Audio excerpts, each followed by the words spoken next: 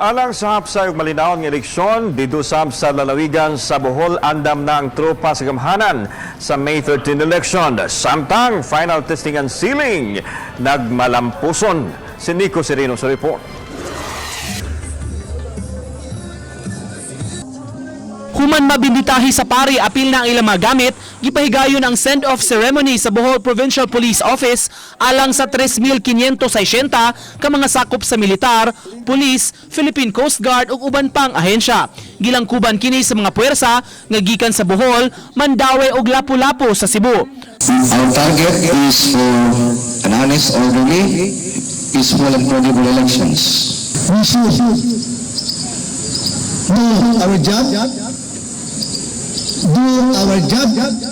and do it right. Suma sa Provincial Comelec Office, moabot na sa 22 ka mga lungsod sa Bohol ang gipaubo sa election watchlist. Dunay 898,682 registered voters sa Bohol nga mobotar karong Lunes. Samtang gipahigayon sab ang final testing and sealing sa mga vote counting machines nga gamiton sa piniliay.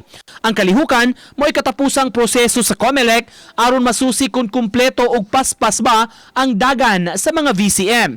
Sa Tagbilaran City Central Elementary School, kundi daghang mga botante ang nakarehistro, nagmalampuson ang final testing and sealing.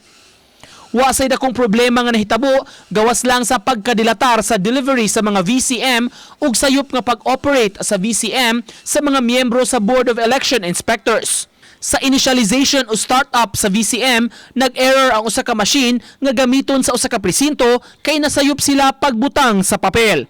Apan human maayo, nakaboto raman sab ang mga nag-sample sa vote counting machine. Magpabilin sa mga tunghaan ang mga VCM ug bantayan kini sa mga pulis ug army hangtod sa Mayo 13. Wala problem nga na-encounter during the final testing and sealing sa atong VCM. Sa kinatibukan, nagmalampuson ang final testing and sealing sa VCM sa tibok probinsya nga gisaksihan sa tanang political parties, mga representante ug watchers sa mga kandidato. Nico Sereno, Balitang Bisdak.